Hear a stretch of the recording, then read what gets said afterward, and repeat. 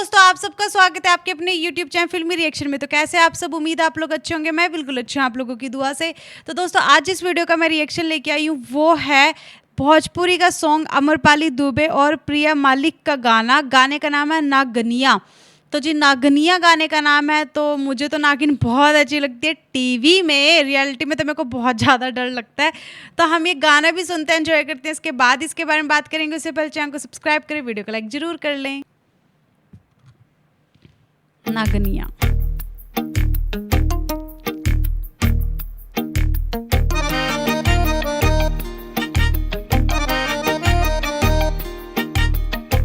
बेदर्दी सैया मोरा ताके नगर से सजली सावरली हुनके खातिर हम प्यार से।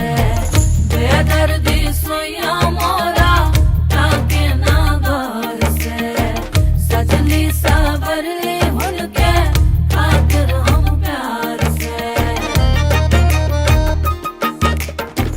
दिल के बतिया सुनो ननदो कहदा अपना भैया से, सब काम होत नइखे गाड़ी बंगला रुपया से।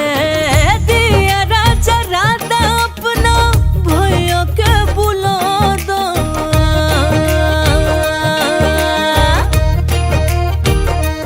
हो दिया राजा राधा अपना भैया के बुला दो।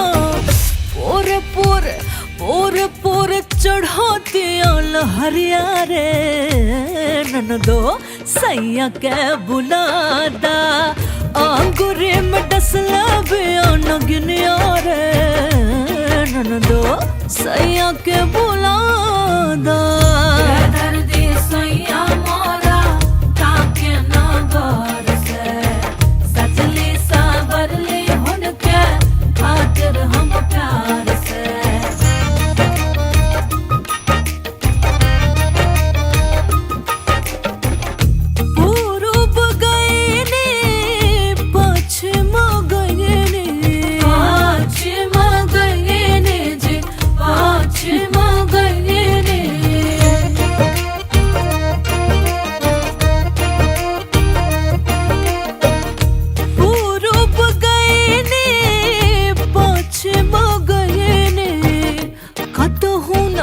कतहु न मिलेला बिसहरिया रे ननदो सैया के बुलादा।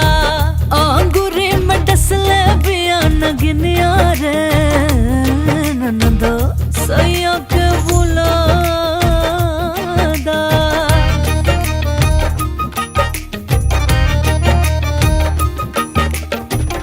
तड़पेला दहिया जैसे जल बिन मछरिया।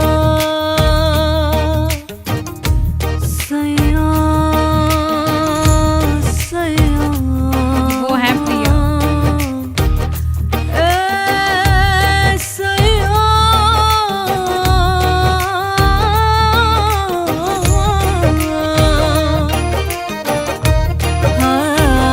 तड़पेला दहिया जैसे जल बिन मछरिया। तड़पेला दहिया जैसे जल बिन मछरिया। रेंगनिक रेंगनिक काट भइल से जरिया रे ननदो दिया राजा राधा। दिया राजा राधा अपना भैया के बुलादा।